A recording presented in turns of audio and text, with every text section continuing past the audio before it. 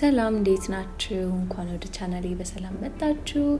እንግዲህ ወደ ዛሬ ቪዲዮ ስንገባ ዛሬ የምናዘጋጀው ቆንጆ የሆነ የዳጣ አዘገጃጀት ነው ማለት ነው ማሳያችሁ።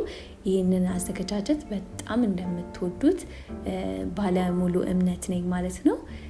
ስለዚህ ወደ ግብአቶቹ እንግባ። መጀመሪያ እንግዲህ እዚህ ጋር የታጠበና የተቀነጠሰ ሮዝመሪ ነው፣ እንዲሁም ታጥቦ የተከተፈ ዝንጅብል፣ እንዲሁም ነጭ ሽንኩርትና ድንብላል አለኝ ማለት ነው። ከዛ እንደዚህ ታጥቦ የተከተፈ ቃሪያ ታዘጋጃላችሁ ማለት ነው። እንዲህ በምታዩት መልኩ ማሽናችሁ በሚፈጨው መልኩ።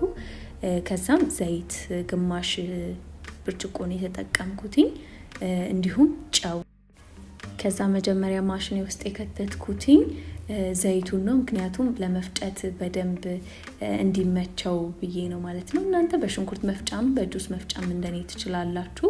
ከዛ ዝንጅብሉን አስገባው። ከዛ ነጭ ሽንኩርቱን ታደርጋላችሁ። ከዛ ሮዝመሪውን ታስገባላችሁ። ከዛ ደግሞ ድንብላሉን ታስገባላችሁ ማለት ነው። እነዚህን ካስገባችሁ በኋላ እንግዲህ ቃሪያውን ከላይ ታደርጉታላችሁ። ቃሪያ ለመፈጨት ብዙም የሚያስቸግር አይደለም። ያው ዝንጅብሉ ነው ሊያስቸግር የሚችለው ትንሽ፣ እሱን ትጨምራላችሁ ማለት ነው። ከዛም እንግዲህ መፍጨት ነው ማለት ነው። እዚህ ጋር እንደምትመለከቱት በደንብ ላም አድርጋችሁ ፍጩት። ጊዜያችሁን ወስዳችሁ ፍጩት፣ እያሳረፋችሁት ማሽናችሁ ማለት ነው። ከዛም በኋላ እንግዲህ ደቀቅ ሲል ጨው ታስገባላችሁ ማለት ነው ከላዩ ላይ። እናንተ በምትፈልጉት ያህል መጠን መሆን ይችላል። እኔ የሚመቸኝን ያህል ጨምሬያለሁ ማለት ነው። ከዛ እንግዲህ በደንብ አዋህዱት።